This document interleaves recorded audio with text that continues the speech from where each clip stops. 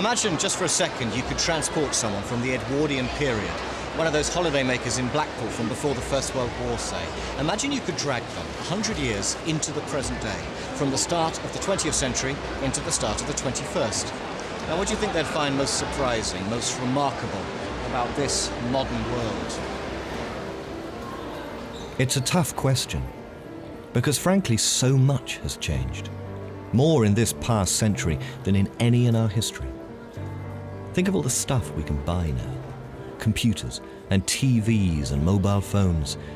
Think of the impact of all this new technology on the way we live our lives. Think of changes in society, multiculturalism, the impact of immigration since the Second World War. Think of the ways relationships have shifted between men and women, in the workplace, in the home. So many profound transformations. And yet,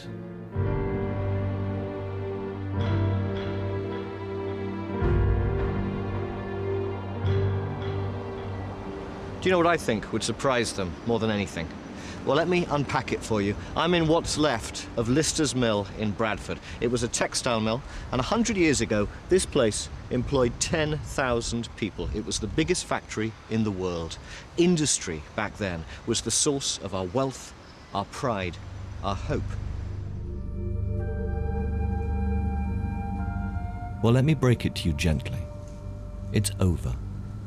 Our status as the workshop of the world, it's gone.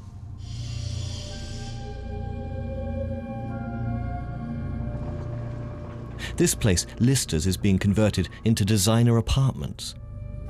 And very nice they are too, but don't be fooled by the gloss. The death of manufacturing in Britain was more than the end of an era. It was a painful transformation, and the repercussions of that trauma defines who we are to this day. I want to focus to end this journey on the death of one particular industry, the coal industry. A century ago, coal mining employed 1 million people in this country. Now it employs a few thousand. Once there were 2,500 pits like this one across the country.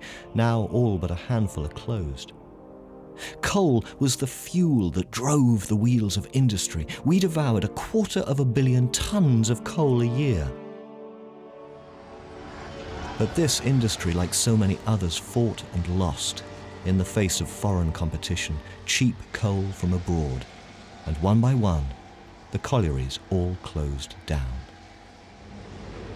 I'm on the site of what once was Grimethorpe Colliery in South Yorkshire.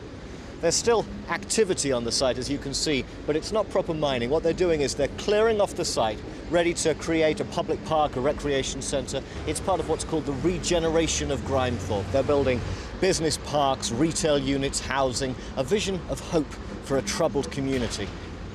You rewind 20 years and frankly the situation here in Grimethorpe seemed hopeless.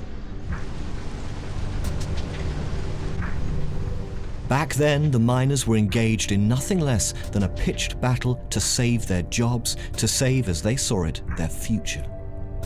The miners' strike of 1984 dragged on for the best part of a year. At times, it seemed almost like a civil war. Until at last the miners were forced to accept job cuts, pit closures. The strike provoked such intense emotions. The miners talked with a passion of a proud culture destroyed, a tradition of fathers and sons down the pit, down the generations, wiped out. Their critics replied, this was nonsense. Coal mining's uneconomic. What should we do, chuck money at the problem?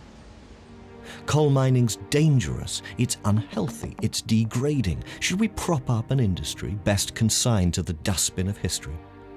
They attacked mining culture as something stuck in the 19th century, an old-fashioned working-class culture where the men went down the pit, the women stayed at home, and everyone did what the union said. This was a fight between the old world and the new world won. But you know, for me, the real significance of the miners' strike was the way it raised such profound questions about the function of society. This idea that we learned in the past 200 years of our mutual connectivity, the way that we all fit together, the way we depend on each other. The miners during the strike, they used to say, you close a pit, you kill a village. Now here's the question. Is that just a problem for the members of that community? Or is it our problem? Is it society's problem? I remember in the middle of the strike, when these big questions came into devastating focus. The Prime Minister at the time, Margaret Thatcher, was being interviewed by a woman's magazine, and she came out with this extraordinary line. She said, "There is no such thing as society."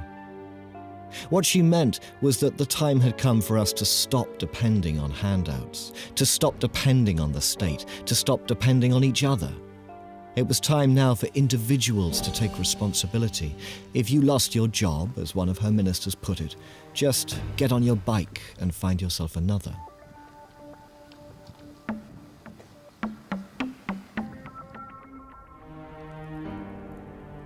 There is no such thing as society. Is that how this 1,000-year story ends? Or have we found a new understanding of what it means to live in Britain, to be part of this ongoing adventure?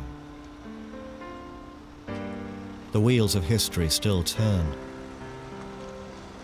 What's yet to come is up to us.